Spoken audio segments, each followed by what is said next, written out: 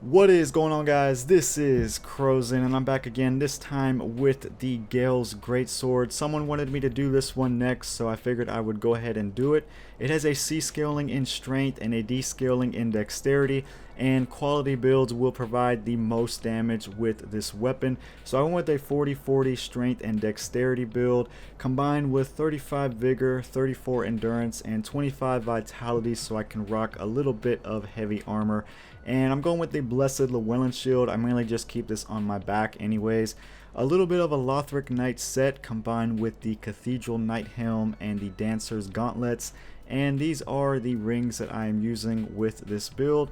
So if you take a look at these stats here, this weapon provides 525 attack power two-handed. Now you cannot infuse this thing and you cannot buff it up either, but believe me, this is more than enough damage for this thing. It not only does it do excellent damage, but it has a badass weapon art and some pretty neat combos that you can do with it, which I will show you guys right now. So besides that, it does have just a basic Greatsword moveset. So the thing that I like to do a lot actually is just this one-handed R2.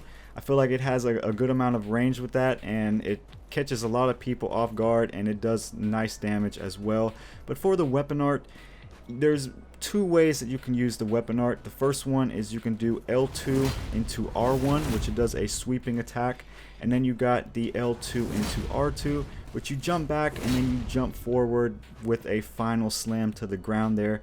And this one actually is very difficult to hit people with, and not only that, but when you do miss it, it makes it to where you can get easily countered, and you're in for a long time if you do manage to miss that and get hit and stunned and so forth. But I tend to stay away from that one a lot, and I tend to use the first one, which is L2 into the R1 for the sweeping attack.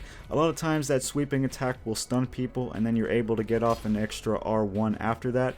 So a pretty neat combo that you can do with this thing is you can do a running R1 into the L2 into the R1 and then another R1 after that. And a lot of times if you get that 4-hit combo, it's pretty much game over, and it's actually very easy to hit most of those, if not all of those 4 hits. And yeah, this is a nice weapon. It's actually probably my favorite so far, versus the Harald Curved Greatsword. I believe it's on par with that one for my favorite. But let me know which weapon you guys want to see next, and I'm out for this video, so enjoy it, and peace.